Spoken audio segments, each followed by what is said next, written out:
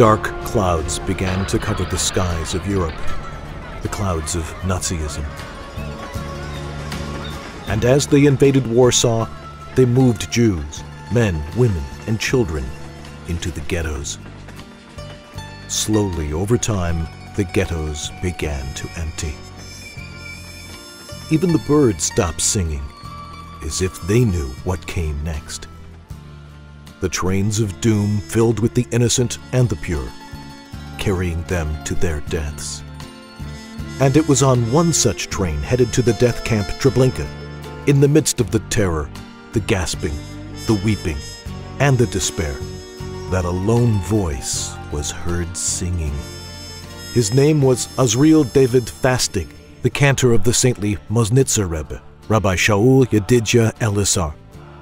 People thought he had lost his mind, but Azriel's heavenly and sweet voice continued its soulful tune. There he was, face aglow, eyes squeezed tight with concentration, fixated upon the words of one of the 13 principles of the Jewish faith, Ani Ma'amin. I believe with perfect faith in the coming of Mashiach, the final redemption. Gradually, the hundreds of listening ears joined his song, at first quietly, but slowly growing louder and louder. Soon the song spread from car to car, and every mouth that could still draw a breath joined in Azriel's haunting melody, Ani Ma'amin.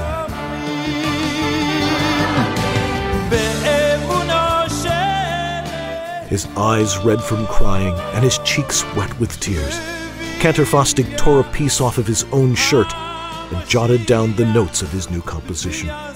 There he proclaimed, I will give half my share in the world to come to the person who will take my song to my saintly teacher, the Modzitz Rebbe, who had escaped to the shores of the United States. A hushed silence descended upon the train, and 2 young men appeared, promising to bring the song to the Rebbe at any cost.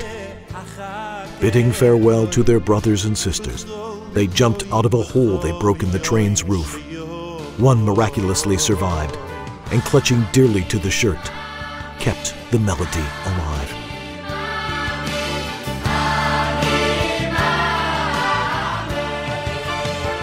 It was on Yom Kippur, just after the war, on the holiest day on the Jewish calendar, and the Modzitz Rebbe's synagogue in New York was filled with thousands upon thousands. As the Rebbe began singing the Ani Ma'amin, the crowd wept bitterly, swaying back and forth as if in a different world.